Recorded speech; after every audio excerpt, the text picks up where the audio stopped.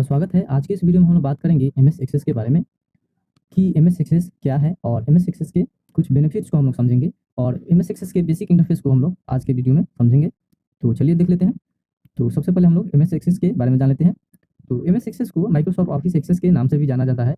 Microsoft access एक DBMS यानी कि डेटाबेस मैनेजमेंट सिस्टम है। इसे माइक्रोसॉफ्ट द्वारा बनाया गया है और यह एक माइक्रोसॉफ्ट ऑफिस पैकेज का पार्ट है।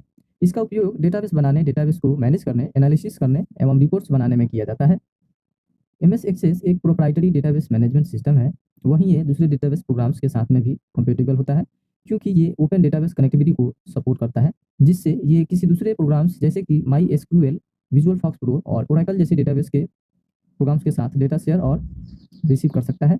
दोस्तों, एमएस एक्सेस की खासियत है कि इसमें वो व्यक्ति भी डेटाबेस क्रिएट कर सकता है जिसको प्रोग्रामिंग लैंग्वेज की जानकारी नहीं है, क्योंकि यह जीयूआई यानी कि ग्राफिकल यूजर इंटरफेस पर काम करता है, जिससे यूजर को यूज करने में और भी आसान हो जाता है इसको। जिस तरह माइक्रोसॉफ्ट वर्ड में जब आप वर्क करके फाइल सेव करते हैं तो वो फाइल डॉक्यूमेंट फाइल कहलाता है, उसी तरह एमएस एक्सेस में जब वर्क करके फाइल सेव करके रखते हैं तो उस फाइल को हम लोग डेटाबेस फाइल कहते हैं।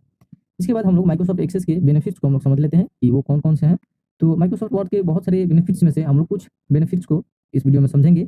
तो दोस्तों, यहाँ पर अगर वीडियो को अभी तक लाइक नहीं किए हैं तो दोस्तों वीडियो को जरूर लाइक कर लीजिए और चैनल को सब्सक्राइब करके बेल आइकन को प्रेस करके ऑल को सिलेक्ट कर लीजिए, क्योंकि इसी प्रकार की इंटरेस्टिंग और हेल्पफुल वीडियो लेकर के मैं आता रहता हूँ।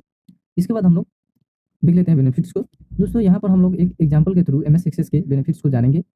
दोस्तों, अगर किसी स्कूल के सभी स्टूडेंट्स के डिटेल्स को किसी रजिस्टर में लिख कर रखते हैं और उनमें से किसी एक स्टूडेंट का डिटेल्स निकालना हो तो इसमें बहुत टाइम और मेहनत लगेगा। लेकिन वहीं अगर आप कंप्यूटर के द्वारा एमएस एक्सेस के डेटाबेस फाइल में सभी स्टूडेंट्स का डिटेल्स रखते हैं तो बहुत ही जल्द और बहुत ही आसानी से किसी भी स्टूडेंट्स के डिटेल्स को देख और मैनेज कर सकेंगे। इसके बाद दोस्तों, आप किसी भी जानकारी को एमएस एक्सेस के जरिए डेटाबेस फाइल में स्टोर कर सकते हैं।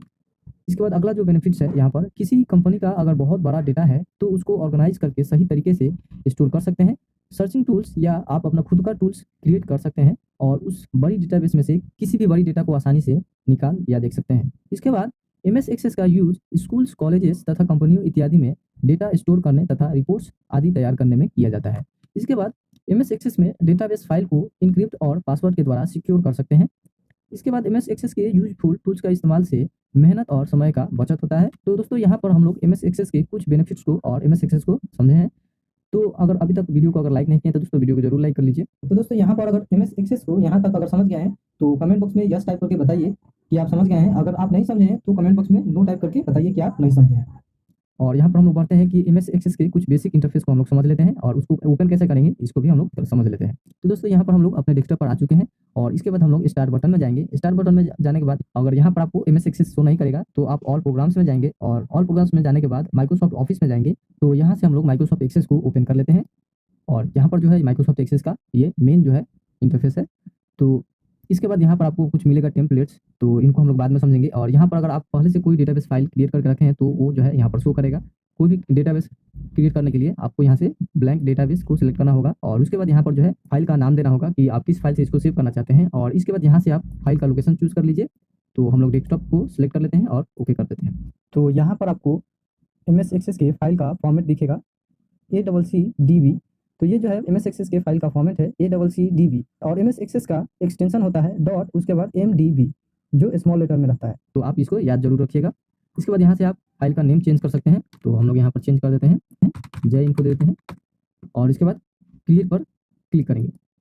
तो यहाँ पर जो है ये टेबल 1 के नाम से एक ओपन हुआ टेबल और यहाँ पर जो है आपको जितने भी टेबल्स रहेंगे यहाँ पर आपको शो करेंगे इस जगह पर। और यहाँ पर आपको ऊपर में टैब्स मिलेंगे। तो यहाँ पर सबसे पहले जो है होम टैब है। तो यहाँ पर अगर आप माइक्रोसॉफ्ट वर्ड को यूज़ किए रहेंगे तो उसका बेसिक जैसे कि यहाँ पर अलाइनमेंट है और यहाँ पर बोल्ड, इटैलिक का और अंडरलाइन का कुछ ऑप्शन दिया हुआ है। तो यहाँ पर जो है ये होम टैब है। उसके बाद आपको क्रिएट टैब का ऑप्शन मिलेगा और यहाँ पर आपको बहुत सारे ऑप्शंस मिलेंगे टेबल्स और फॉर्म्स डिजाइन की। और इसके बाद यहाँ पर एक्सटर्नल डेटा का टैब मिलेगा। तो यहाँ पर भी आपको बहुत सारे ऑप्शंस मिलेंगे। इसके बाद डेटाबेस टूल्स का ऑप्शन मिलेगा। तो यहाँ पर आपको माइक्रो और डेटा एनालिसिस का ऑप्शंस मिलेंगे और रिलेशनशिप का आपको, ये जो है बहुत मोस्ट इंपॉर्टेंट है। आपको आने वाले क्लास में इन सभी के बारे में समझेंगे। इसके बाद यहाँ पर आपको डेटा शीट का टैब मिलेगा और यहाँ पर भी आपको बहुत सारे ऑप्शंस मिलेंगे जैसे कि न्यू फील्ड और rename, insert, lookup column, existing fields, view का ऑप्शन मिलेगा। तो यहाँ पर जो है हमारा 5 जो है टैब्स मिलेंगे। तो यहाँ से हम लोग ऑफिस बटन में जाएंगे और ऑफिस बटन में जाने के बाद आपको न्यू का ऑप्शन मिलेगा, मतलब कि यहाँ से आप एक नया टेबल क्रिएट कर सकते हैं और उसके बाद यहाँ से ओपन का ऑप्शन मिलेगा। तो अगर आप पहले से कोई टेबल क्रिएट करके रखेंगे तो यहाँ से आप उसको ओपन कर सकते हैं। उसके बाद यहाँ पर सेव का ऑप्शन मिलेगा। उसके बाद यहाँ पर सेव एज का ऑप्शन मिलेगा। नेक्स्ट उसके बाद प्रिंट का ऑप्शन मिलेगा और मैनेज का, उसके बाद ईमेल्स, उसके बाद पब्लिश और लास्ट में जो है क्लोज डेटाबेस का। और यहाँ पर आपको एक्सेस ऑप्शंस का ऑप्शन मिलेगा और इसके बाद यहाँ पर आपको एग्जिट एक्सेस का ऑप्शन मिलेगा। तो अगर इस पर क्लिक करते हैं तो आप एमएस एक्सेस से एग्जिट हो जाएंगे। तो दोस्तों यहाँ पर जो है हम लोगों ने एमएस एक्सेस के बेसिक टूल्स और एमएस एक्सेस क्या है और उसके कुछ बेनिफिट्स को हम लोगों ने समझा है। तो दोस्तों यहाँ पर जो है हम लोगों ने एमएस एक्सेस के बेसिक इंटरफेस को समझ चुके हैं। तो दोस्तों ये वीडियो कैसा लगा? आई होप कि वीडियो अच्छा लगा हो। अगर वीडियो अच्छा लगा हो तो वीडियो को जरूर लाइक कर लीजिए और दोस्तों के साथ में भी शेयर कीजिए और कमेंट बॉक्स में जरूर बताइए कि ये वीडियो आपको कैसा लगा।